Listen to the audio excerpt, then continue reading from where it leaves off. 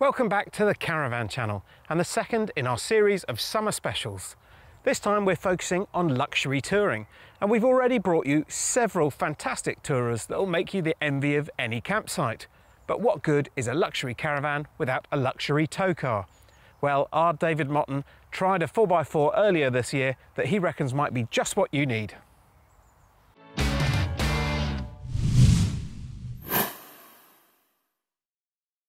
Part 4x4, part luxury car, the Range Rover is many caravanners' dream tow car.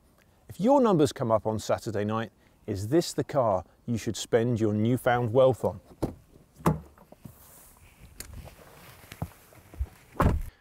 You'll need all 6 numbers, as even by the standard of big luxury 4x4s, the Range Rover is an expensive car. Prices for the 3-litre diesel model start from £73,950, but go for the top spec autobiography specification with a 4.4-litre V8, and you'll pay over £96,000. Spend that money and you'll own a car with more than enough power and torque to tow just about anything on wheels. Make no mistake, the Range Rover is quick, pulling a big twin-axle Swift from 30 to 60 miles per hour in just 7 seconds. But what really impresses is the way that performance is delivered.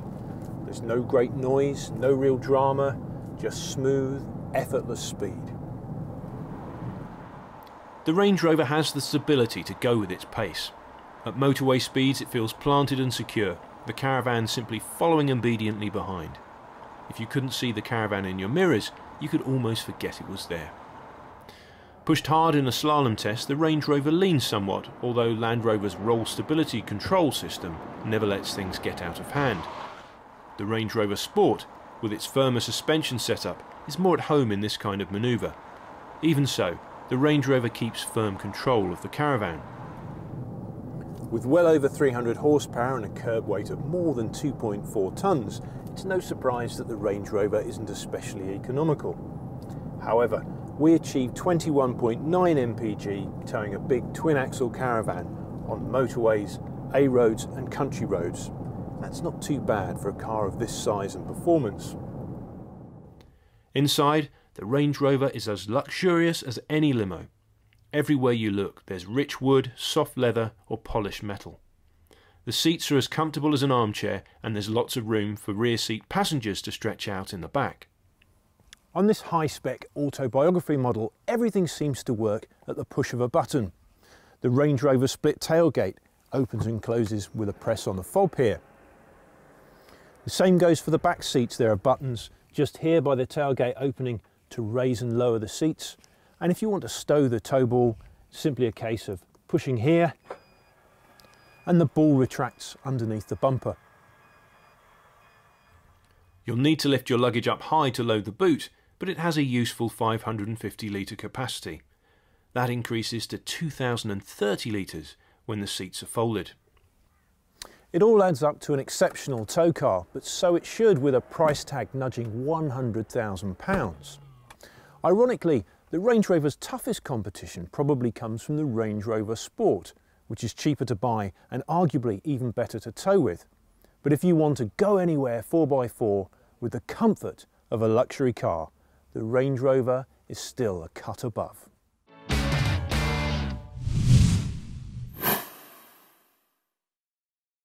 Well, she's not quite a Range Rover, but she'll have to do for now.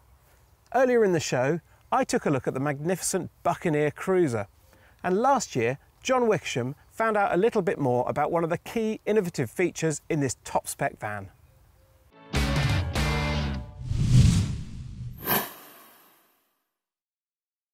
The Buccaneer range of caravans is the first that I've heard of, here it is, that have an automatic hydraulic self-levelling system.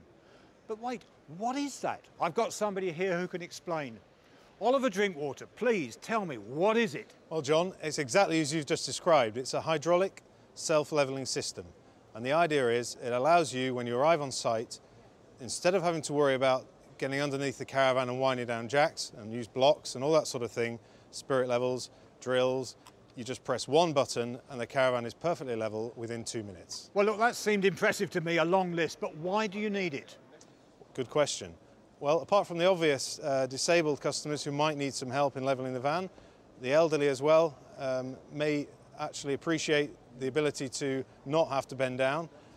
There are other reasons as well for the younger audience, and that could be something, for example, at the side of the road. If you have a puncture, you can actually lift the Caravan up in the air to change the wheel. It can be on site if you've got a twin axle Caravan and you need to apply the wheel lock. We all know that's very difficult. So you can lift the side of the Caravan up, spin the wheel and drop the thing back down with the lock fitted nice and easy. What about during storage, for example? Is it any use then? Absolutely, yeah. I mean, we all know the problem of tyre degradation over a period of time. So during winter storage, you can actually put the Caravan in its position with a level system and have the tyres off the ground. Literally off the ground. Yes. That seems stunning to me. So there's a long list of benefits. But how on earth does it work? Quite simply, really. It has 2 axle jacks, hydraulically actuated, and they do the lifting. We have 4 corner steadies that are also hydraulically actuated, but they're there just to level the system. So they don't do any lifting, which they've always said you mustn't lift with corner steadies. Absolutely. Right. Yeah, we both know the floor is not necessarily the strongest part of the chassis, so we do the lifting on the axle. Yeah, let me stop you there because this is interesting. I've always been told that you mustn't lift with corner steadies, but you've made this point that the actual lifting is done with these specialised jacks that are on the axle tube. Yes, and that's very important, John. The whole point of this is to keep it stable and level, so the bigger footprint helps with that. So they're the components, but there's a little bit more to it than that. I suspect there's going to be a magic black box somewhere. Well, there is, yes, yeah, there is. There's an automatic sensor, gyroscopic sensor in there that determines when the Caravan's reached its level point. And that's really the magic in the system. But you can manually override the auto level system. There is a limit to its automatic usage in that it has a safety system built in. So any slope exceeding 8 degrees, it won't deploy automatically. But you as a user can override that and use the manual function and level the Caravan that way. Well, isn't technology incredible? I've many times gone down on hands and knees in the rain and got the corner steadies down. I've seen people with electric drills doing it and it's still a bit cumbersome. I think this is utterly brilliant. And I bet it isn't just Buccaneer that's going to be fitting this on their Caravans in future.